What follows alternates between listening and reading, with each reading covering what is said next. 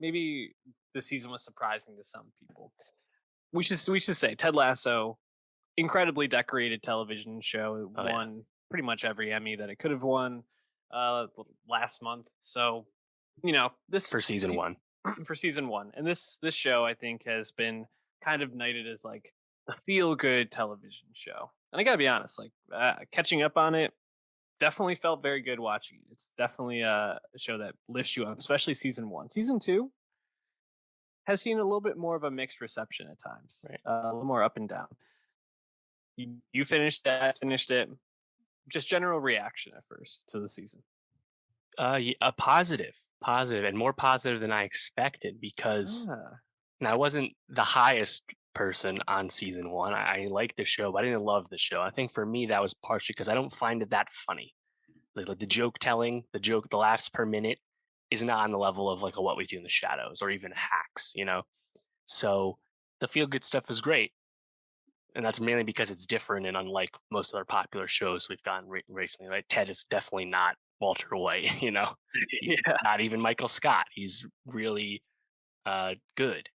But season two actually introduced some real dramatic stakes, and it's really funny to reconcile all that because, as you mentioned, there was a bit of a critical reevaluation with season two, especially in the early going of the season, which is a few months ago now because it's 12 episode season week to week. It's been a little bit, and all these criticisms actually kind of got alleviated as the season progressed and the show got a lot darker and a lot more dramatic.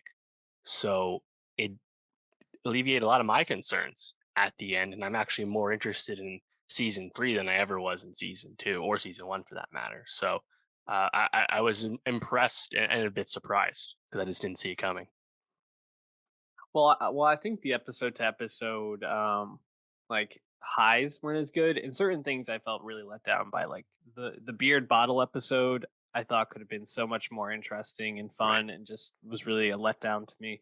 I agree. I think like the direction the show is going, the exploration of mental health issues, the development of tertiary characters and tertiary relationships around Ted has been really well done. I particularly liked the stuff with Sam and Mm. uh, boy, what's his name? I'm forgetting the millionaire from not I forget Ghana, his but name. Sam Richardson's character, yeah, Sam coming from Richardson's character, I believe he was Nigerian and Sam is Akufo. in Ghana. Yep. I might have got that wrong, but yeah, yeah, that was Yeah. a unexpected development. In general, you're right. Sam much more well rounded. He's a lot of good stuff in season two. Yeah. So, and you had it flip that Sam's Nigerian and Right. Akofo's Sorry.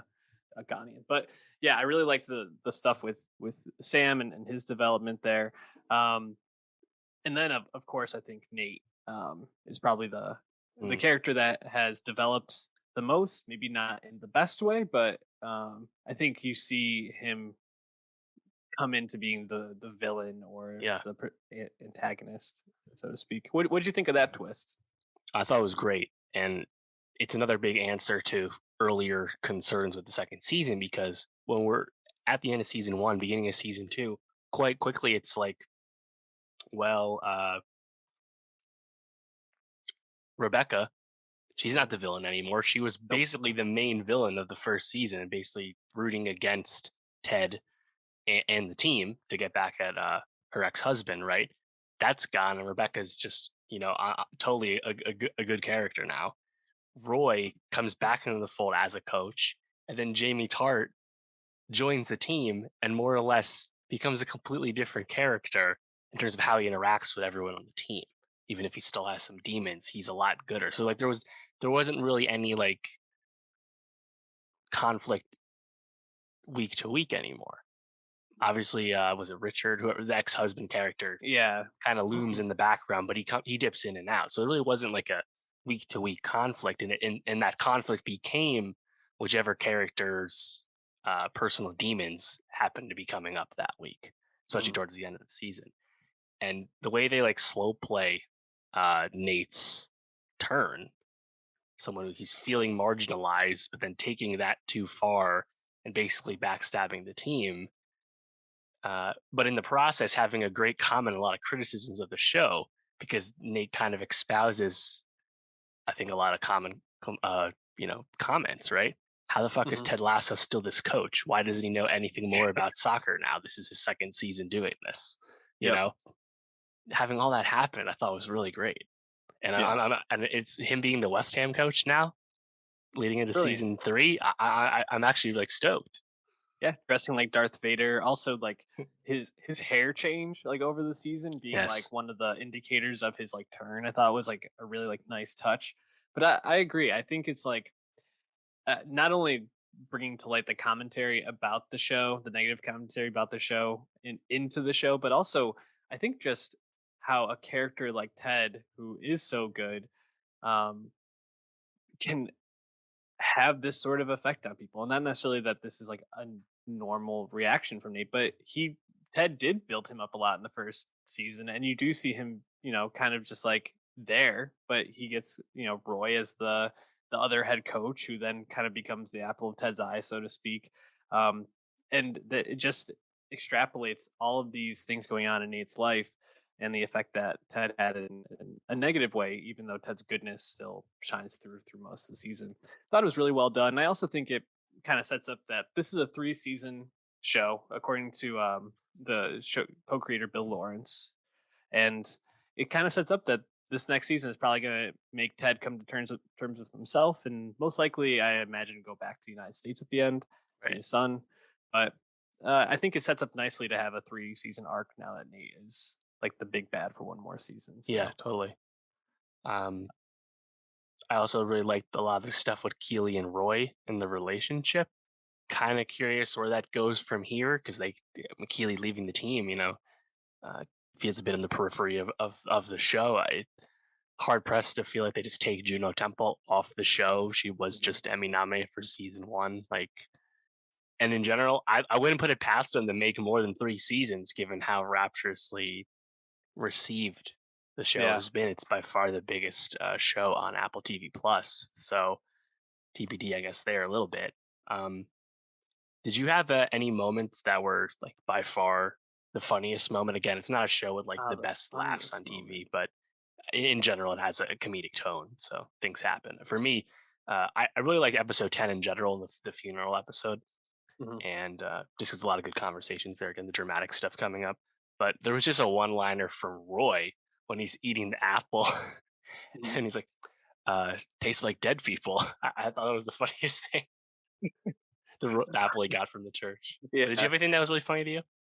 Um, I think in the first episode, Goodbye Earl, and I was like, is this like a reference to the Dixie Chicks? Ted makes all these references throughout the whole show. Hmm. So I was like, is this like referencing the Dixie Chick song?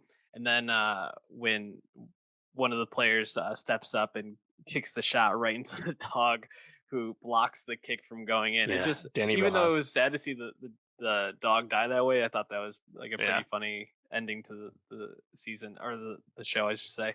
I'm trying to see. I don't know. I did like a lot of the stuff between Ted and the therapist Sharon. I thought she was a nice addition to the Hmm. season and someone that was just like turned off by Ted's niceness and of course comes around on him, but like had to grow in her own way with it. And then having the whole like, oh, that bastard stole my move like thing at the end from Yeah, the at the the bar. Goodwill Hunting. I thought that was nice.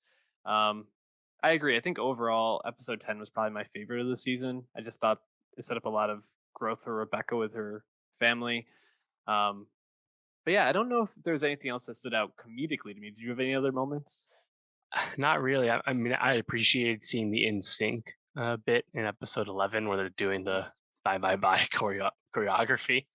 Yeah. But yeah, I mean, I think because the show got to a stronger uh, dramatic thematic place, the lack of high tier joke writing is more forgivable now. Yeah. Honestly, the majority of the jokes are just really stupid, dated one liner references from Ted. It's not the best usually. I did like when he said nip it in the butt. And he's like, it's actually nip it in the butt. He's like, oh, really? Oh, horticulture. That's right. And he's like, oh, Yeah. never mind. Yeah, I thought that was pretty good. But anyways, Ted Lasso.